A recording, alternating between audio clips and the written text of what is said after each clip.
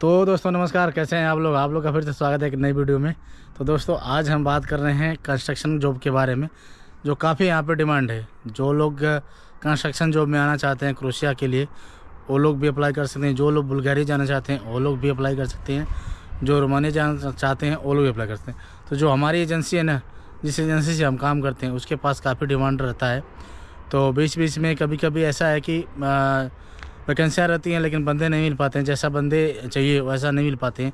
तो इसकी वजह से जो वैकेंसियाँ रहती हैं वो बाद में फिर आ जाती हैं, और उनके लिए जब बंदे नहीं मिल पाते हैं तो वैकेंसियाँ कंटिन्यू चलती रहती हैं। तो ऐसे ही यहाँ पे भी है कंस्ट्रक्शन जॉब में। मैं जैसे पहले आप लोग को बताया था, कंस्ट्रक्शन जॉब में चाहिए टाइल मेसन चाहिए, और जो है कि शटरिंग कारपेंटर मेसन, जितने भी कंस्ट्रक्शन जॉब में है जिप्सम बोर्ड का, सबका डिमांड एनी टाइम रहता है। बस फ़र्क इतना ही है कि कोई कंपनियां जो है कि जल्दी अप्लाई कर देते हैं, जल्दी वर्क परमिट आ जाता है। कोई लेट करते हैं तो लेट वर्क परमिट आता है। और कभी कभी ऐसा होता है कि पीसीसी की वजह से लोगों का वर्क परमिट नहीं मिल पाता है। जैसे अगर दिए हुए किसी को डॉक्यूमेंट 6 महीने हो गए, 4 महीने हो गए, जब कंपनी वाला पीसीसी और आपका पासपोर्ट ले आके जमा डॉक्यूमेंट जब सबमिट करता है ना, अपलोड करता है वर्क परमिट के लिए, तब वो क्या बोलते हैं, उनको मेल आता है कि आपका जो पीसीसी है वो पुरानी हो चुकी है, हमें नया पीसीसी है। तो उस चक्कर में जब नए पीसीसी की बात करते हैं तो नया पीसीसी जो है कि बन नहीं पाता है, और जब बन नहीं पाता है तो उनका वर्क परमिट आ नहीं पाता है। तो इसकी वजह से काफ़ी लोग कभी कभी नाराज़ भी हो जाते हैं, सोचते हैं कि हाँ इतना दिन हो गया हमारा जो है वर्क परमिट नहीं आया। लेकिन कुछ काफ़ी जो कमियां हैं दोनों तरफ से रहती हैं, अधिकांशतर कुछ एजेंसियों की तरफ से भी गलती रहती हैं, कुछ लोगों की तरफ से भी गलती रहती है कि लोग टाइम से जब ज़रूरत पड़ती है तब डॉक्यूमेंट देते नहीं हैं, और जब डॉक्यूमेंट देते हैं तो टाइम निकल जाता है। तो इसकी वजह से जो है कि उनका वर्क परमिट नहीं आ पाता है। और दूसरी बात यहाँ पे जो कंस्ट्रक्शन काम में, उसमें अगर आप स्किल्ड का काम, आप चाहे अगर किसी भी स्किल में आते हैं, किसी भी जॉब में आते हैं, तो आप काम जानते हैं तो बेहतर पैसा कमाएंगे। अन्यथा अगर आप काम नहीं जानते हैं तो आप उस काम में मत आना ये बोल के कि मैं स्किल मास्टर हूँ, मैं काम जानता हूँ, उस चीज़ को मत आप बता के आना। क्योंकि यहाँ आने के बाद जब आपका ट्रायल पीरियड चलता है, जब आप ट्रायल में जाते हो, अगर काम नहीं कर पाते हो तो उस दौरान जो है कि आपकी सैलरी कम कर दी जाती है और आपको जॉब से निकाल भी दिया जाता है अगर काम नहीं कर पाते हो तो सबसे बेहतर ये है कि अगर आप काम नहीं जानते हो, पढ़े लिखे हो, तो डिलीवरी बॉय में आइए बिंदास। उसमें आपको सिर्फ साइकिल चलाना है, मैप से जाना है, और जो कि खाना को ऑर्डर जो आता है ऑर्डर को रिसीव करना है और घर तक पहुंचाना है। बहुत इजी काम है डिलीवरी का। तो जो पढ़े लिखे हैं लोग, अधिकांश लोग डिलीवरी में आते हैं, यहाँ आने के बाद अपना सेटिंग करते हैं, उनको क्या करना है, किस तरीके से काम करना है, वो सारी चीज़ यहाँ आने के बाद वो कर लेते हैं अपना।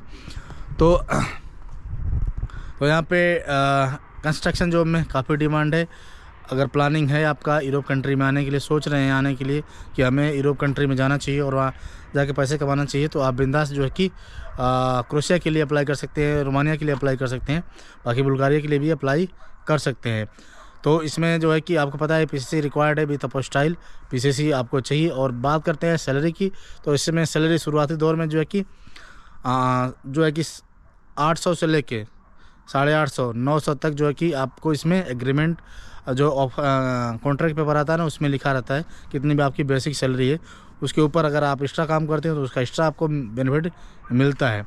साथ में जो है कि आपके लिए जो फैसिलिटी चाहिए कंपनी की तरफ से, वो कंपनी पूरी प्रोवाइड करती है। जैसे कि आपका अपार्टमेंट अकोमोडेशन, जैसे कि अकोमोडेशन जो चाहिए आपको वो प्रोवाइड कराएगी, मेडिकल इंश्योरेंस चाहे वो प्रोवाइड कराएगी, आपका ट्रांसपोर्ट जो भी खर्चा आता है कहीं आने जाने के लिए, किसी साइड पर आने जाने के लिए, टोटल कंपनी आपको करती है। ऐसा नहीं अपनी जेब से कहीं नहीं जाना है यहाँ पे आने के बाद।